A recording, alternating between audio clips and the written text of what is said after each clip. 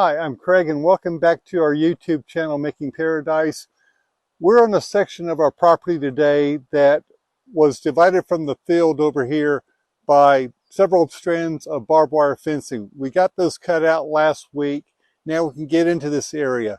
This is an area that is overgrown with invasive plants. We have multiflora rose and we have autumn olive that has taken over most of this area, about 1/8 of an acre up against the creek. So you hear the creek over in the background on this side of me here. We have a slough on this side where there's a little drainage that comes out through here. But this little peninsula between the creek and the slough is covered with all of these invasive plants. It's choking out the native plants here.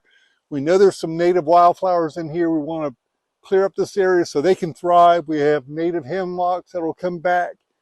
The problem with especially the autumn olive is it leaves out early in the spring, so it shades out the other plants. It self-seeds everywhere, and the roots, when they get into the ground, they change the soil chemistry, so they actually make it harder for other native plants to thrive and live here. So we're going to be removing all this, and the way we're doing it is cutting them down to ground level, and then we're taking a herbicide and with just a common paintbrush, painting it on the remnants sticking up. All the vegetation we'll cut will just sit here for a couple of weeks. It'll dry out, then we'll be able to kind of move it out, clear this area up so we can get through here, find any other areas we missed. The tools I'm using for this: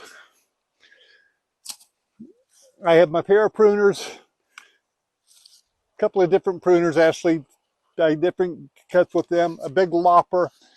That gets most of the autumn olives up to about that size. Some of these out here are so big, like that, that I'm having to use the chainsaw to cut at the base of them. And anytime we use a chainsaw, we always use eye and ear protection. I'm just pouring some of the herbicide in a cup.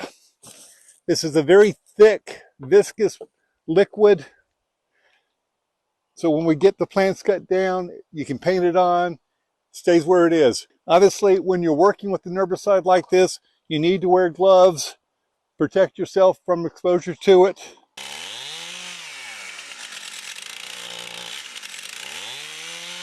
One thing I've noticed with this herbicide is when I paint the autumn olive stumps, they turn almost a bright yellow, so it's a real good indication to me I've managed to treat that one. Know that if you just cut the autumn olives down without treating them with herbicide, they will just continue to put up around the roots, continue to come back. And as it is, they'll probably even put some new shoots up. We'll have to come back out here a couple of times this summer, even into next year, and spot treat areas again. I'm going to continue to work out through this area, probably take the rest of the day at least to get all this cleared out and cut down for the first time. Be sure to check back with us on our channel and subscribe if you haven't already, so you can keep up with how this progress on this is going and everything else we're doing out here.